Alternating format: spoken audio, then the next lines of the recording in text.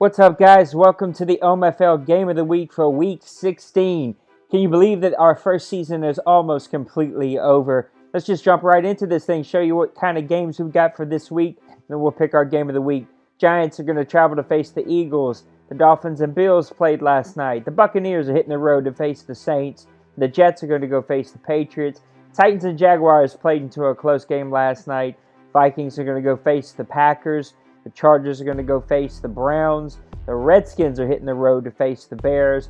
Falcons are going to go see a division rival in the Panthers. The Colts are going to go see the Raiders. Cardinals and Seahawks played last night. The 49ers are hitting the road to go see the Rams. Bengals are going to go play the Texans. Ravens are going to go play the Steelers. Broncos are playing. The Chiefs played last night. And then the Lions and the Cowboys.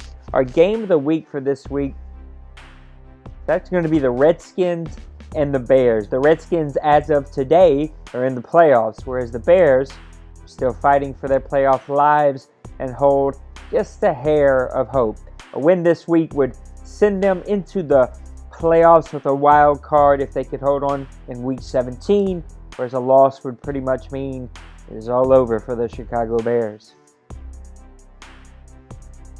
Take a look at the NFC. The Falcons and Vikings have already wrapped up their divisions, and they are in the playoffs. The Giants and Redskins are right behind them, 9-5 and 8-6. Panthers and Cowboys nipping on their heels, 8-6 and 7-7. Buccaneers, Bears, Rams, and Seahawks all still holding on to some hope. Those Bears are 7-7. They've put up 310 points, but they've allowed 279. They did lose last week, which is not helping their playoff push. The Redskins are a team that have really turned it on here in the second half. They're 8-6. They've scored 273 points. They've allowed 252. They did win last week. They've won 5 at home, and they've only lost 2. With this one being on the road, it should make for an interesting challenge.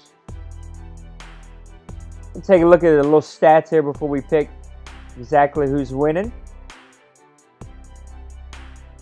Look at some team stats.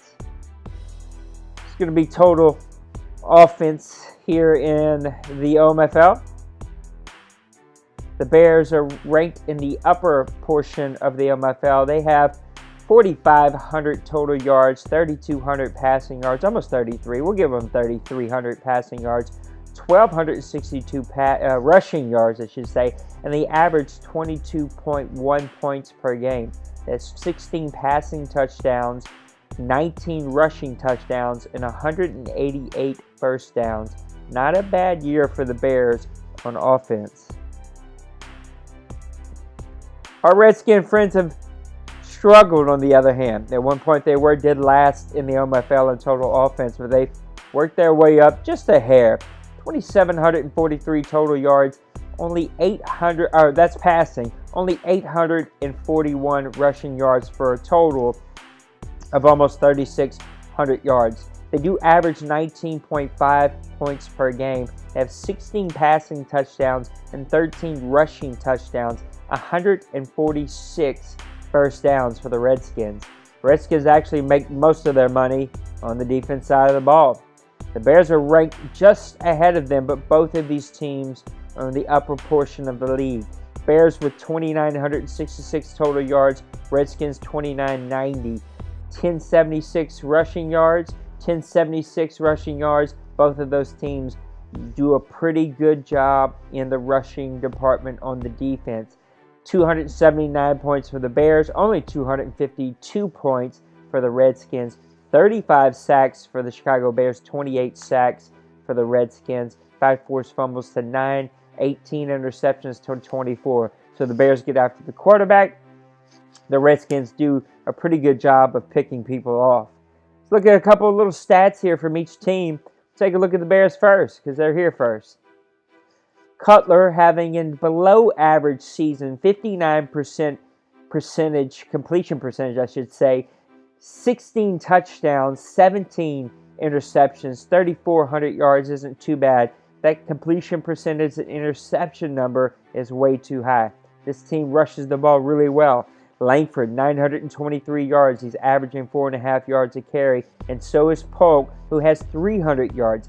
9 touchdowns for Langford. Polk has 4.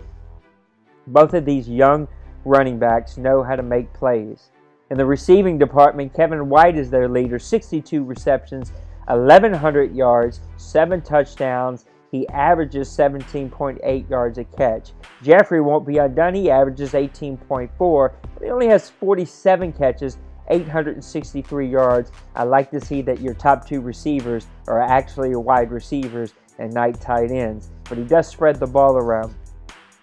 You're going to look at the defense really quick, who's being led by Amos, who's had a solid season for the first year free safety out of Penn State. 88 total tackles, 3 of those for a loss, and 3 interceptions. This team really is all about the quarterback pressures that they get. McPhee 13.5, Floyd 5.5, Hicks 4.5, Houston 3.5, Goldman 3.5. These guys get after the quarterback, and they do a lot of it up front. You'll see 4 of his top 5 guys are defensive linemen. These guys know how to get after the quarterback. Interceptions is going to be led by Amos, Fuller, Denard, McDougal, Anderson, and Hall. All come right behind him with 2 each. They don't get a ton of interceptions. They do get after the quarterback, and they do force a couple of bad throws. They're just not coming down with those. They also don't force a ton of fumbles. You got 2 from Fuller, 2 from Bush, and 2 from McPhee. McPhee is really their guy. 13.5 sacks, 2 forced fumbles, no interceptions, but he gets after the quarterback and he causes some fumbles. Let me take a look at your Redskins. We'll stay on defense over here. They are being led by D'Angelo Hall, who has 84 tackles. Breland is right behind him with 79. Bruton with 72. These guys get after whoever catches the ball. If you catch it, they're going to come get you, and those guys in the back end do a lot of tackling. Kerrigan is their tackle for loss leader, but right behind him is Junior Gillette. Actually, their sack leader is also going to be Kerrigan with 12. Again, not a ton of pressure from these guys. He's going to produce a lot of it with blitzes. Only 2.5 sacks from your top defensive lineman. But he does pick the ball off, and he does it often. Breland with 6 interceptions, Norman with 6 interceptions, Fuller with 3, Foster with 3, and then a bunch of guys with 2 and 1 after that. Forced fumbles, Kerrigan is the guy coming off of that edge, getting after the quarterback. He's caused 3 fumbles on the year. Burton has 2, hitting guys hard. Those guys do a good job of hitting you. Again, whenever you catch those passes, the Redskins are going to make you pay. Take a look at their passing game. Cousins is having a decent season. 56% is not great, but he's kept the interceptions low. Only 11 to 16 touchdowns. Only 2,900 yards. This guy really tries to manage the game and only make throws when they're needed. Jones is their leading rusher, 577 rushing yards. He's done a better job again in the second half of the season. Marshall right behind him, 248 rushing yards. 7 touchdowns from Marshall, 6 touchdowns from Jones. This two-headed monster is young, and if we can tweak some settings here, because overall rushing numbers are pretty low for the league, I think that this will be a dynamic duo moving forward. What I enjoy about the Redskins is he really spreads the ball around on offense. He's going to find the open receiver. Jackson, Garcon, Doxton, and Reed all pretty much have the same amount of receptions and all pretty much have the same amount of average and touchdowns, except for Garcon. He's got the lower of both of those. I like the fact that they mix their routes up, they move players around, and they spread the ball around a lot. Again, on defense, these guys struggle a little bit, but it is the better portion of their team. With the new owner, though, I do like their offense. So, the Redskins are going to hit the road to face the Bears. I'm going to go ahead and I'm going to take the Redskins. I think that the new owner really has this team playing much better football in the second half of the season. He's got that offense starting to figure out. That two-headed monster can be extremely dangerous. It just takes them a couple of plays to make things happen. What's going to be interesting is to see if the Bears can get after the Redskins quarterbacks. If they can cause a couple of sack fumbles, this game may go the other way. but I'm going to take the Redskins and a 22-21 victory over the Bears. They will make the playoffs. The Bears are going to have to try again next season. Bears started off really hot, faded in the second half. Redskins started slow. New owner takes over. They have been strong in the second half of the season. I'm taking the Redskins this week in week 16. So there you have it. Game of the week in the OMFL for week 16. Thanks for tuning in. We'll see you next week for game of the week of week 17. And then when the playoffs start, I'll just cover the whole playoffs and the wild card round. Give you all of my predictions. They usually happen too fast to do a game of the week video every time. So we'll do pre-postseason and post-postseason when it's all said and done. We'll see if we were right on those predictions.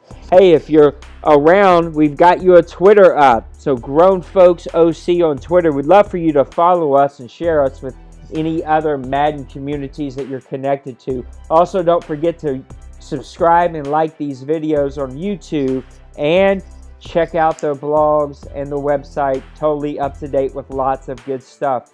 Look, we'll see you later this weekend for a Press Pass Live, and then we'll see you in week 17. Have a great weekend. Peace out, man.